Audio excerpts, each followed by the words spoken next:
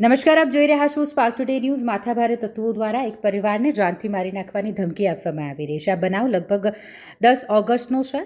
સુનિલ વાઘેલા કે જેઓ જૂના આરટીઓ પટેલ પાર્કના નાકા પાસે ઊભા હતા અને આ દરમિયાન 8 થી 10 જેટલા માથાભારે તત્વો દ્વારા લોખંડના પાઇપ અને લાકડાના ફટકા વડે તેમને મારવામાં આવ્યો। આ આક્ષેપ પરિવારે કર્યા છે। સિટી પોલીસ સ્ટેશને આ અંગે ફરિયાદ પણ કરવામાં આવી છે। ઇજાગ્રસ્ત યુવાનને મારવામાં આવતા તે ગંભીર રીતે ઇજાગ્રસ્ત થયો અને તેને એસએસજી હોસ્પિટલમાં સારવાર અર્થે લઈ જવામાં આવ્યો।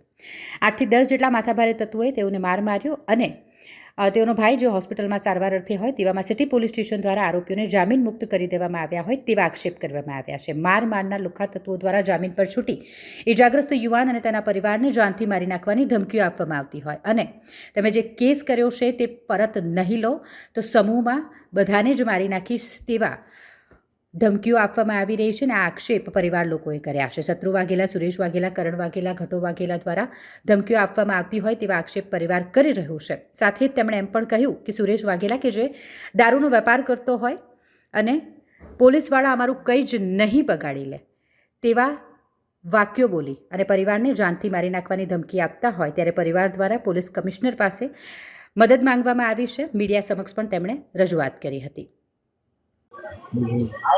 મારી નાખો તો બી કઈ અમને કઈ કરતા નહીં અને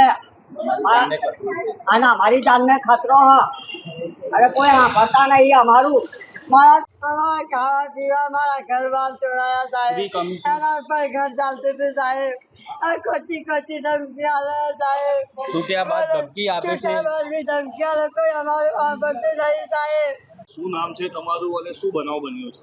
મારું નામ દીપક રમેશભાઈ વાઘેલા છે અને 10 તારીખના રાત્રે જ્યારે મેં ને મારો દોસ્ત મસ્તી કરતા હતા અને લુખ્ખાઓ તથા ગુંડાઓને એવું લાગ્યું કે આ લોકો અમને બોલે છે, તેથી બીજા દિવસે સવારે મારા ભાઈને જાનલેવા હુમલો કરવાથી બહુ ઇજાગ્રસ્ત આવ્યું છે।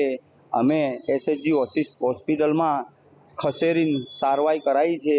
મારો ભાઈ બહુ સિરિયસ છે અને એ લોકોને પકડ્યા સાહેબ અને પોલીસ સ્ટેશનમાં 9 થી 10 આરોપી હતા સાહેબ, તો એક જ ને પકડ્યો અને બીજા બેને પકડીને જ્યારે મારો ભાઈ એડમિટ છે, એની હાલત બહુ ખરાબ છે, હોસ્પિટલમાં છે, તો આ લોકોને જામીન મળી ગયું છે।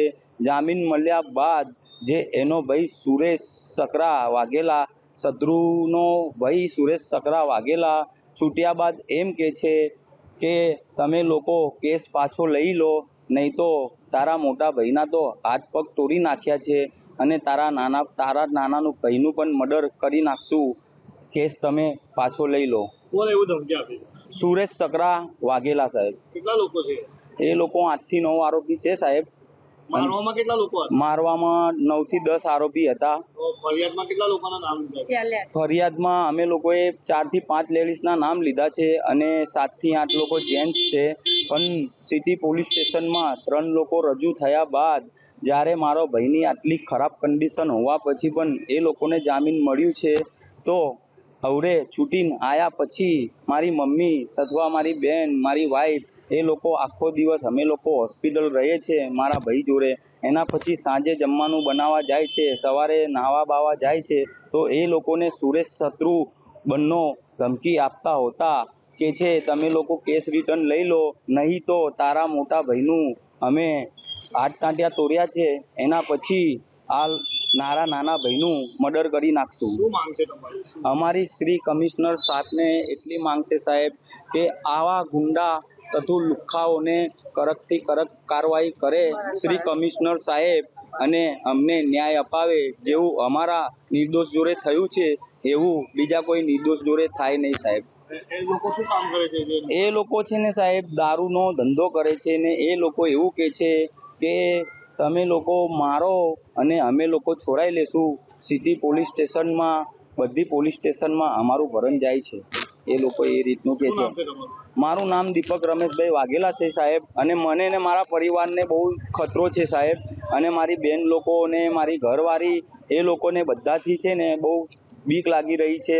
તો અમે સ્પાર્ક સ્ટુડિયો ન્યૂઝમાં બોલાવીને શ્રી કમિશનર સાહેબને એટલી નમ્ર વિનંતી કરી રહ્યા છે કે કડકથી કડક એ લોકોની કાર્યવાહી કરો અને ગુંડાઓ તથા લુખ્ખાઓથી સાહેબ અમને ન્યાય અપાવો। અમારા જોડે જેવું થયું એવું કોઈ બીજા નિર્દોષ જોડે થાય નહીં.